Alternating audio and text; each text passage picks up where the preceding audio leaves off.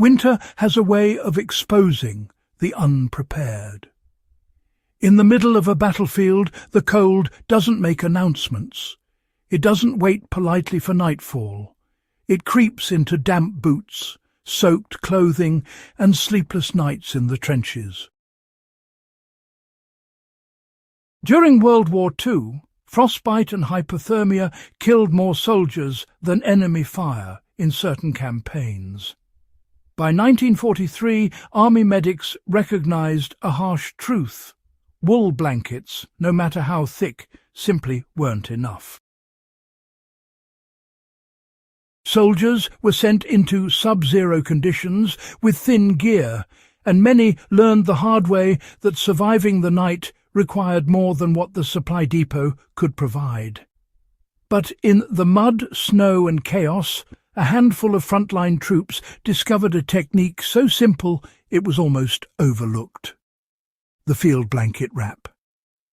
It wasn't new gear or a fancy invention.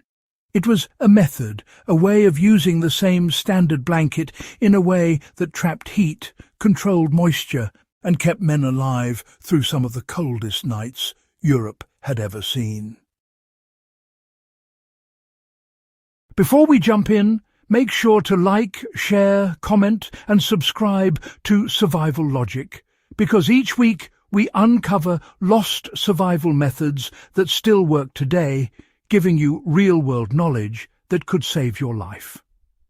Now, let's get into the trick that turned a single blanket into a life-saving system. So, the first thing to understand is that the wool field blanket itself was never the problem. Issued from the First World War through Korea, it was thick, durable, and naturally, somewhat water-resistant. But what it really couldn't do was survive prolonged exposure to frozen, wet conditions when used alone. Soldiers sleeping directly on frozen ground or under wet conditions often found their blankets becoming, a conduit for heat loss rather than protection. The secret, discovered over countless nights of trial and error, wasn't in the blanket, it was in how it was used. The method, interestingly enough, began from the ground up.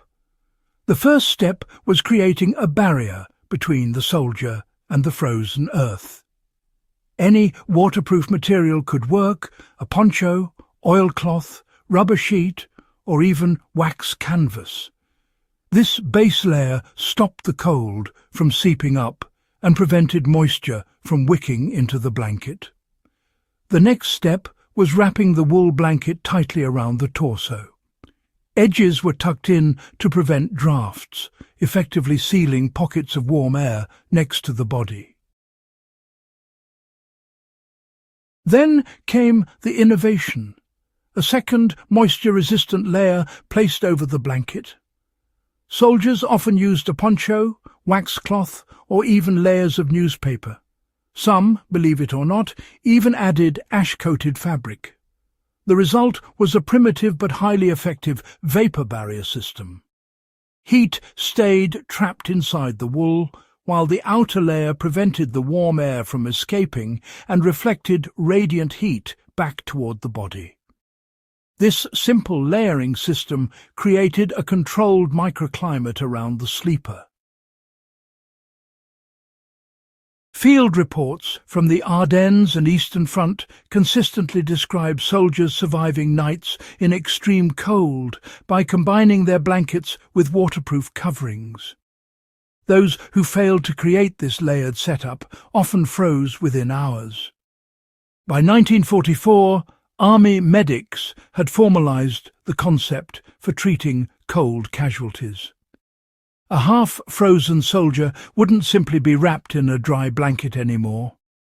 Instead, medics laid the patient on a waterproof sheet, wrapped the wool blanket tightly around them, and then encased them again in the outer waterproof layer. This double barrier system restored core temperature gradually, preventing shock and further heat loss.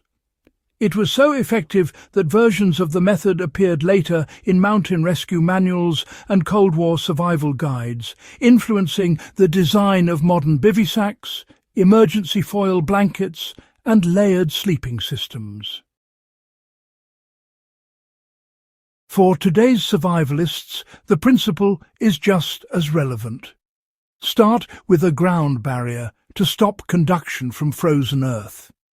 Wrap yourself in an insulating layer like wool or fleece, tucking in the edges to trap air. Finally, add a moisture-resistant layer to prevent heat from escaping through convection and evaporation. If the ground is especially cold or wet, adding dry leaves, pine boughs, or cardboard beneath the base layer can add valuable insulation. Soldiers even used ash or dry soil around the edges to block drafts. Every step reinforced the principle: trap heat, block moisture, and protect against the cold from all sides. The science behind it is simple. Heat escapes in 3 ways: conduction, convection, and evaporation. A blanket alone only addresses conduction. The field blanket wrap addressed all 3. The insulating layer slowed conduction, the outer moisture barrier stopped convection, and the trapped air slowed evaporation. By turning a single blanket into a multi-layered system, soldiers created a survival method that rivaled modern sleeping bags in extreme conditions. Even the United States' M1943 field jacket, with its detachable liner and outer shell, was based on the same concept. Arctic training manuals in the 1950s continued to teach variations of this technique, proving its enduring value. The takeaway is simple. Survival doesn't come from gear alone. It comes from knowledge and understanding.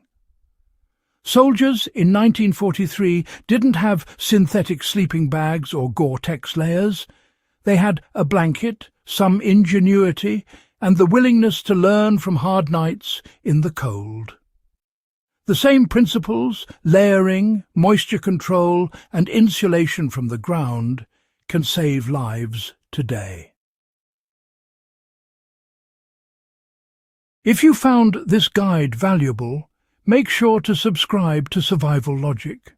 Share this video with friends who value practical history and survival knowledge. Like, comment, and hit the bell icon so you don't miss future videos where we uncover lost survival techniques and forgotten fieldcraft that still work when modern gear fails. Knowledge like this can make the difference between enduring the cold and being claimed by it.